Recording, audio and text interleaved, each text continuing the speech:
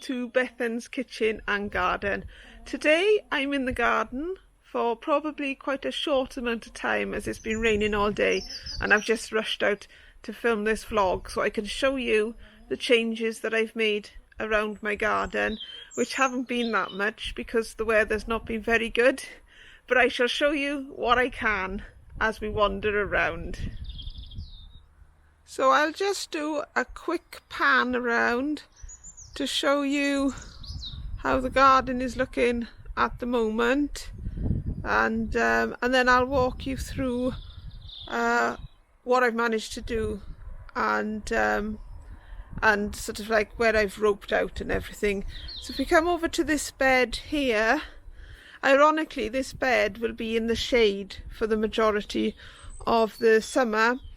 So the one bed that I've managed to get done is probably the least handy bed, but I brought the wood back from the allotment, and I've almost done a first layer of manure in here. I do need to get more manure, and then I was thinking, because it's in the shade, I would maybe plant some artichokes and spinach and maybe some lettuce, which happily grows in the winter.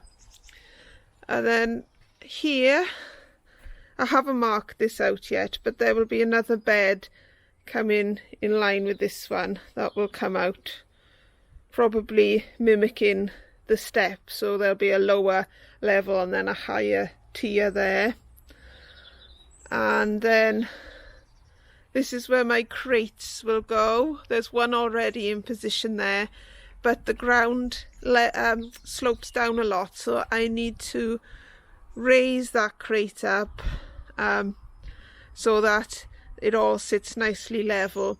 And I think I'll get another 2 crates in here, and then the 4th crate will kind of go where that barbecue is, which will leave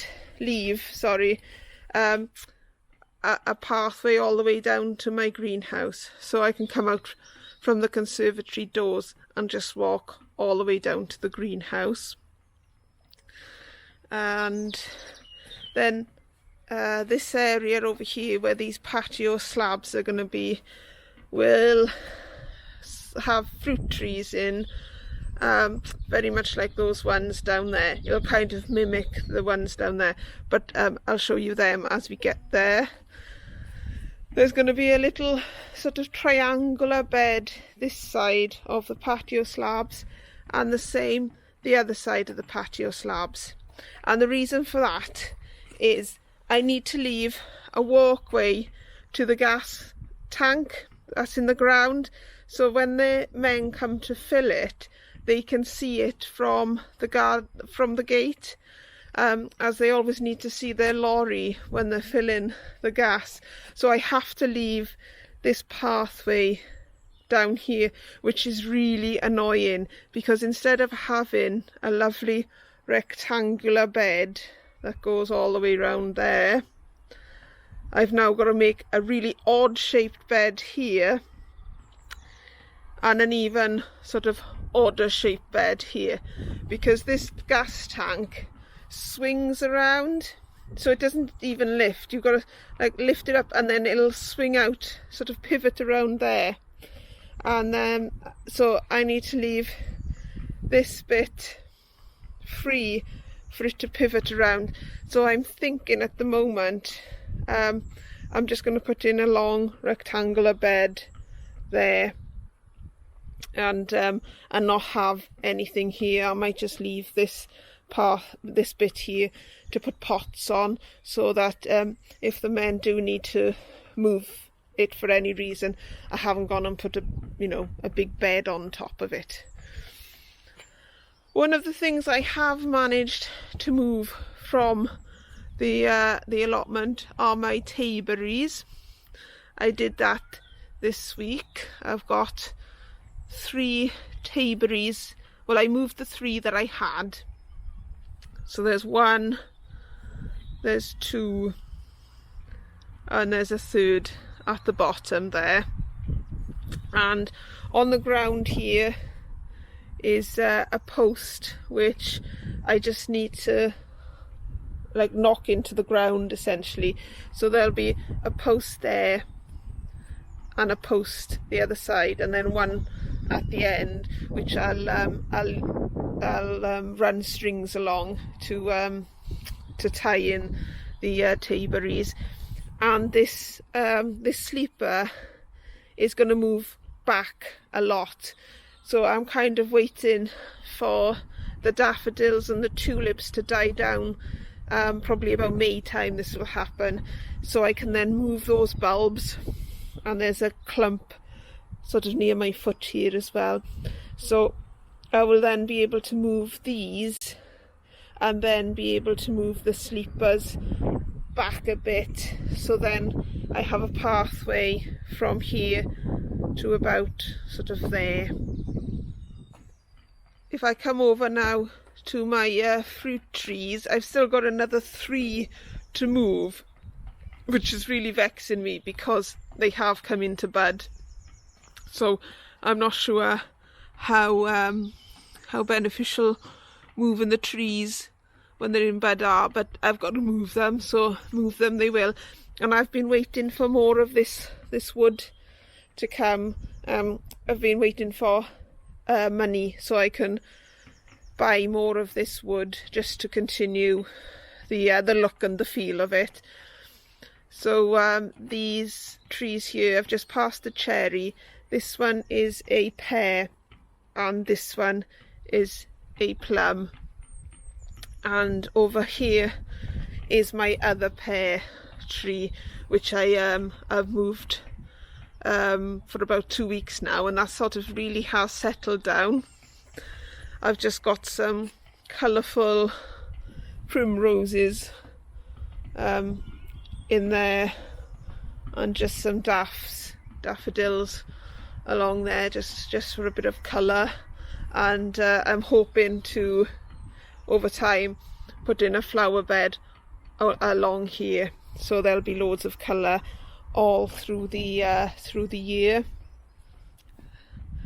This will probably be the next bed that will go in, this one in front of my greenhouse. I'm not sure what I'm going to plant in there yet, but I have the wood for that, which will consist of these 4 fence posts here, and then the other wood that I've brought back from the allotment, which is resting on that old tree stump, and the chairs over there. And then this is what I have to do today.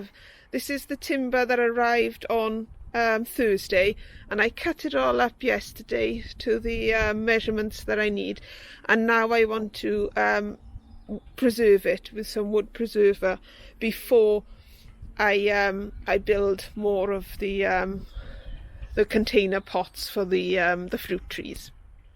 Also on my list to do is to tidy up this greenhouse, which it does look a lot worse than it actually is.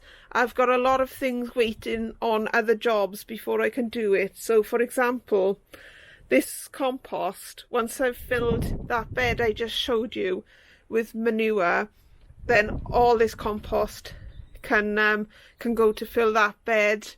And I don't think I showed you these. I had 2 spare broad bean plants, and I've potted them up with some peas at the bottom as well. So they are going really strong. They are much better than the ones out the front, which I'll show you in a minute. That's shredded paper for the hot bin. These are just a load of pots ready for me to sow into. The cardboard again will go soon once I've got the bed going. All these pots will go soon once I've got rid of that soil into the new bed. So although it looks messy, it is just really waiting for me to clear another couple of jobs, and then all this can be tidied up. But let's go and have a look around the front now. The garlic that you might have previously seen me plant in a different vlog is doing reasonably well, I think, in these pots. The stems look fairly thin, which kind of indicates to me that the bulbs might be a bit small, but we'll see how they get on anyway. They look like they're doing well at the moment. Now I'm really excited to show you this bed because I've just recently finished doing it. This is my ericaceous bed, or acidic soil bed. So it's got three blueberry plants here, and then at the top, I'm trying not to talk while I'm crunching on the gravel, I've got 7 raspberry plants in, which I've taken from the allotment from my current raspberry canes. So these are sort of the runners that come off them, and they are just beginning to have a bit of green coming on them, which is really exciting. Hopefully they'll be very happy in this position. So this one's, and the one next to it, has got a fair amount of green shoots coming up. So I'm very pleased to have actually got one bed finished. Hooray! Just down from the raspberry bed, I've brought back my tubs of strawberries from the allotment, but these strawberries didn't produce anything, so I'm getting rid of these, but I might still use the pots for some strawberries. And above them I've just got some primroses and some ranunculus to go in my hanging baskets, which might be a job for today if the weather doesn't improve. My long asparagus bed and the extra little bit is still to be finished. I haven't moved any of the asparagus yet. I just haven't had the time, and I don't have the materials either to fill it, so that'll have to keep going. My peas are coming up really well. I need to put some support in there now as soon as possible, really, because we've had such bad weather. They haven't really done much, but the last couple of days we've had a fairly mild, and they've shot up, so I do need to do some support there. You can see that it's actually, this one is clinging to the netting, which is not what I want. So I'll have to sort that out as soon as possible. My one elephant garlic is doing well. I planted that before Christmas, and I do have another elephant garlic, but at the moment it's in the greenhouse. It hasn't really done much. My onions are getting much stronger now. They do have a bit more of a stem on them. They were really thin for ages, but they have put on quite a lot of weight lately. And my what are these, shallots are doing well, and I got a row of garlic there as well. So that bed is a success so far anyway. I come over to here. This is beetroot, which I'm just growing for the leaves at the moment, because that's been in for ages now and I can't see any sort of bulbing up. So I think that might all come out fairly soon, and maybe some potatoes will go in there.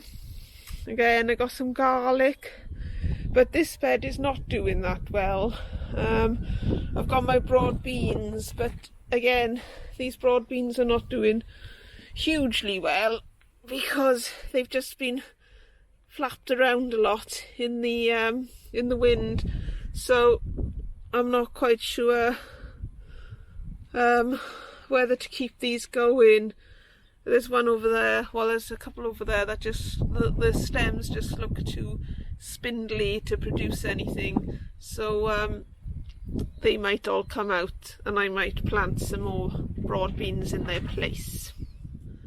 And finally, if we come round to this currant bed and gooseberry bed, everything in here looks like it's doing well so far. those are my hanging baskets that I bought the primroses for. The rhubarb that I planted in January is it's doing really well. I won't be taking any, look at that, that's a really thick stem. I won't be taking anything from here this year. I've still got the allotment plot at the moment, and any of the rhubarb over there I'll harvest and bring back instead. So there's the 4 rhubarb plants which are doing really well, and some tulips and some daffodils and cyclamen, which is giving a lot of colour at this time of year.